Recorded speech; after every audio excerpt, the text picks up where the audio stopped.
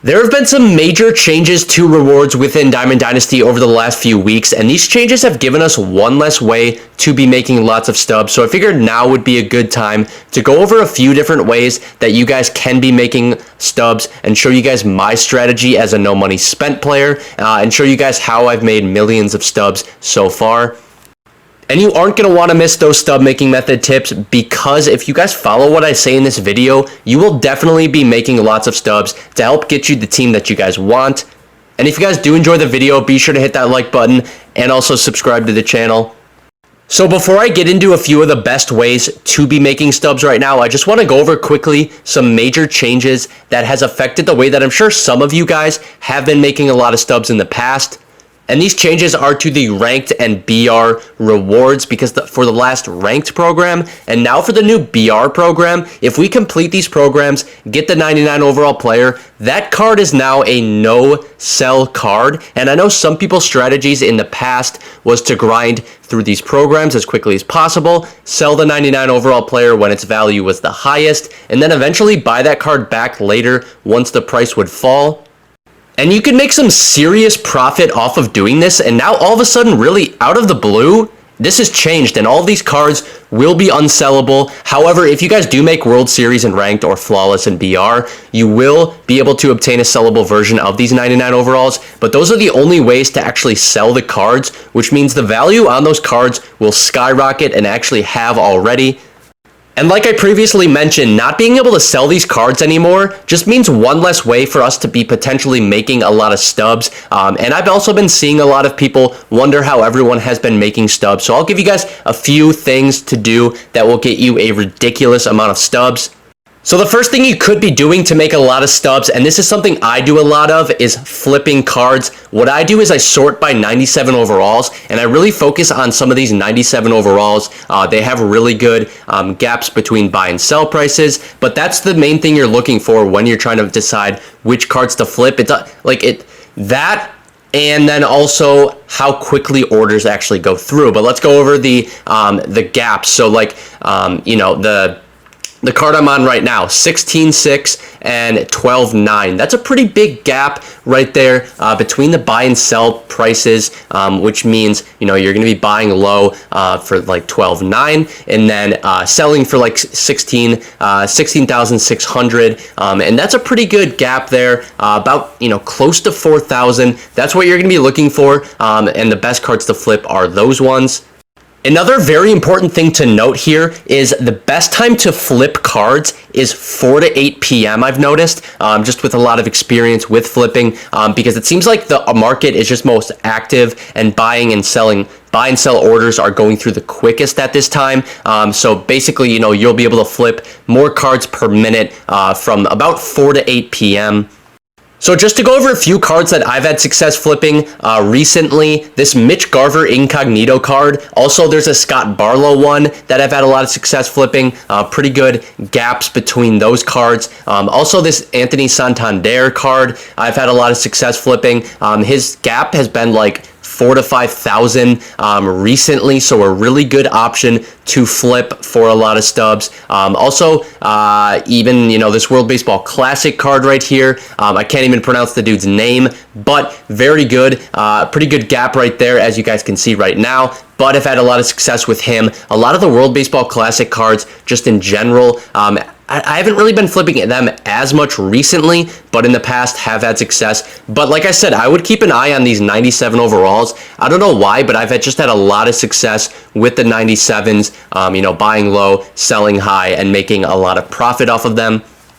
Otherwise, if you guys are looking for a tool to use to find the best cards to flip, go to the ShowZone's website. They have all of that information there. Their website is fantastic, so highly recommend that.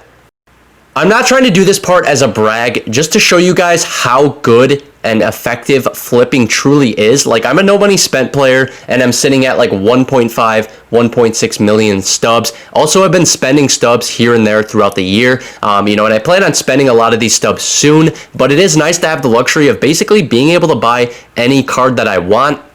And once you get the feel for flipping, you will be able to make around 50,000 stubs probably every hour or two, maybe more like every 2 hours. So to me, this is easily the best stub making method in the entire game. And again, I'm just using this as a way to show you guys how effective this truly is, how great flipping is once you get the feel for it. And I'm not just trying to, tell you guys, oh, you can make millions by doing this to get your attention. Like, I actually mean that you can get millions just by doing this. So highly recommend flipping. But we're now going to move on to the next thing you guys could be doing. And this other stub making method is buying low and investing in live series players. And then once every 3 weeks, when that roster update comes out, ideally selling off these cards you invested in when they jump up in overall and price. So taking a look now at Bo Bichette. So, if we're thinking, okay, Bo's going to go diamond in the next roster update, now would be a decent time to go in and buy him, put in buy orders for him, because he's going for like 1,700 and the minimum quick sell for a diamond is 3,000. So if you put in a ton of buy orders at 1,700, he goes up to diamond, boom, you can sell those off for 3,000 a piece, and that's 1,300 stub profit per card. Very good value there. Juan Soto as well, 1,300 only. If you think Juan Soto is going to go diamond, well, loading up on some Juan Sotos, right, is going to be a pretty good idea, because that's going to be, once you quick sell Juan Soto, if he's an 85, then he, will quick sell for 3,000. That is a ton of stubs that you can make off of that. And right now, I'm not going to go through which cards you guys should be investing in, should not be investing in. I would go into other YouTubers' videos, check those out. They're very helpful. But a tip that I would give if you do invest in live series cards is don't do the investing too close to a roster update, because even 5 or 6 days before the roster update, the cards that are expected to go up in overall really begin to climb in price. So you want to make sure you're buying as low as possible, as early as possible, which mostly will come shortly after roster updates get released. And while not many other people are actually starting to invest in these cards, I would only do this type of investing too if you guys have stubs that you don't care to lose, just because it is higher risk. You have a greater potential of losing big stubs if the investments don't play out. But then lastly, the final thing that I want to mention, and this is actually more of a long-term stub investment. You could be going through your inventory here, as I'm showing you guys, and going through cards that you either don't have, or I guess you could even have cards for, but basically buying these cards when they're at quick sell value. So for example, taking a look at some of these cards like this Josh Jung here, 96 overall, 35,000. That's obviously not quick sell value, right? But if we're looking at Salvador Perez, 97 overall, 12,800, a little bit closer, still not quick sell value, but a little bit closer, a few thousand less, and that's quick sell value. 89 Lou Brock here, and 7,100. That's still a little bit over the quick sell value, but let's say, just for example, he was a couple thousand less. That would be quick sell value. This would be a card that you might as well pick up at quick sell value, especially if you guys don't have them. Just because, that card could jump up in price significantly later down the road.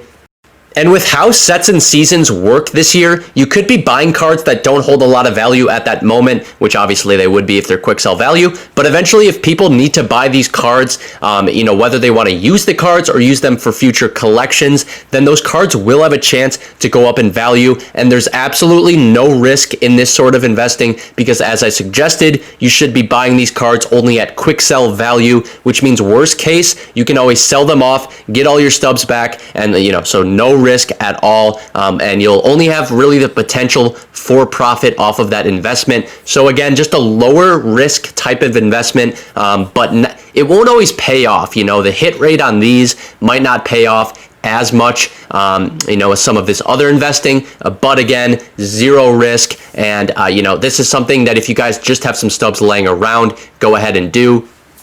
So I really hope you guys can take some of these flipping and investing tips and to help you guys make some big stubs. If you guys have any questions about anything I went over in the video, or if you want me to explain a little bit more about anything I talked about, go ahead and comment down below, and I'll get to you guys.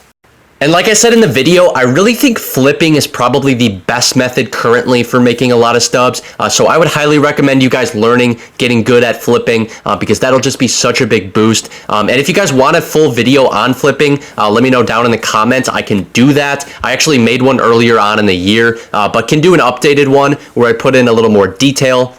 But otherwise, if you guys made it to this point in the video, be sure to hit that like button and subscribe to the channel. I appreciate all of you guys for watching. I'll see you guys in the next one.